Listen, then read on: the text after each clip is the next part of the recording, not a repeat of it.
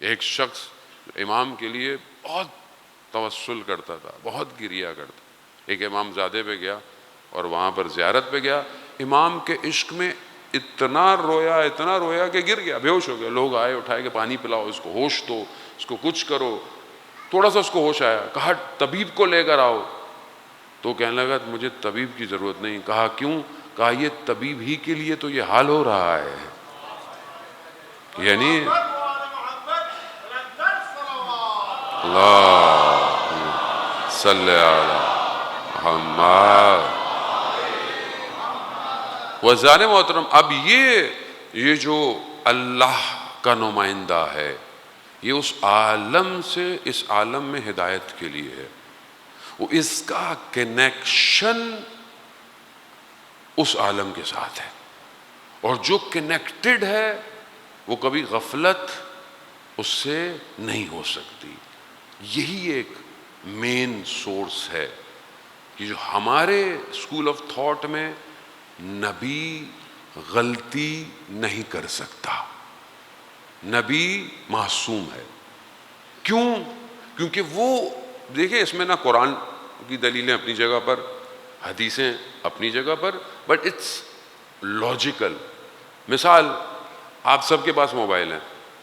آپ کا mobile B T S جو یہاں پر نزدیک میں ہے اینٹینا، اس سے کنیکٹڈ ہے. کیا کوئی مسٹیک ہو سکتی ہے جب وہ کنیکٹ ہو؟ آپ کو موبائل پہ رانگ کالز آتی ہیں؟ اگر آتی بھی ہیں تو بھی اس شخص نے نمبر غلط ڈائل کیا ہوگا. اینالاگ کا جو زمانہ تھا، جب وہ 6 نمبر ہوتے تھے، اس زمانے میں رانگ کال بہت ہوتی تھی کیونکہ وہ اینالاگ تھا. ڈیجیٹل نہیں ہے ایسا. ڈیجیٹل میں جو بھی نمبر کیا گیا ہے وہی میسج آئے گا. کیوں؟ کیونکہ جب تک کنیکٹڈ ہے. کنیکٹڈ نہیں ہے، آف ہوا ہے، کنیکشن سے دور ہے، بہت کچھ ہو سکتا ہے. لیکن جب تک کنیکٹڈ ہے، غلطی کے چانسز نہیں ہیں. اللہ کا نمائندہ ہر وقت عالم وحدت سے کنیکٹڈ ہے، اور جب وہ کنیکٹڈ ہے تو غفلت نہیں ہے، وہاں پہ غافل نہیں ہے. جب ادھر سے کنیکٹڈ ہے تو ادھر غافل ہو ہی نہیں سکتا، اور جب وہ غافل نہیں ہو سکتا تو وہ خطا نہیں کر سکتا، وہ کوئی غلطی نہیں کر سکتا. اسی لیے شرط یہی ہے اللہ کے نمائندے کی کہ وہ معصوم ہو. معصوم ہو، اس میں کوئی بحث کی ضرورت ہی نہیں ہے. اب میں بولوں کہ نہیں، مطلب جو شخص خطا کر سکتا ہے، غلطی کر سکتا ہے، وہ میری ہدایت کے لیے، تو جو شخص خود غلطی کر سکتا ہو وہ میری ہدایت کیسے کرے گا؟ اس کا مطلب ہے اگر اس نے غلطی کی تو میں نے غلطی کی، میں نے غلطی کی تو قیامت والے دن اگر میرا حساب کتاب ہو اور میں کہوں پروردگار، بولے تم نے کیوں کیا؟ کہاں پروردگار تو نے جو بندے بھیجے تھے انہوں نے غلطی کی تھی.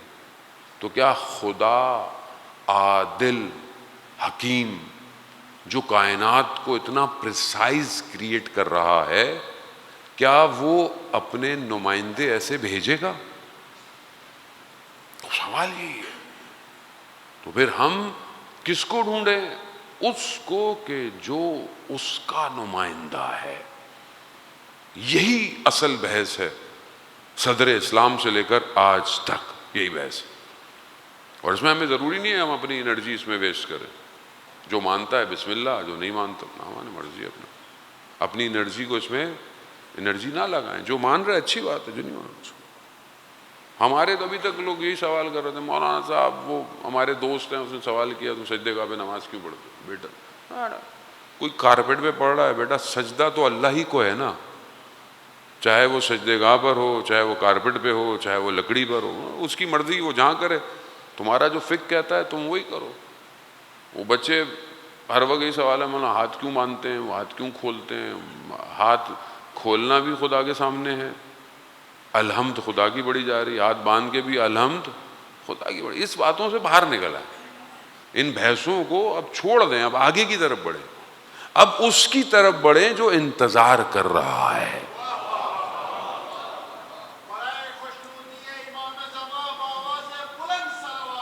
اللہ صلی علی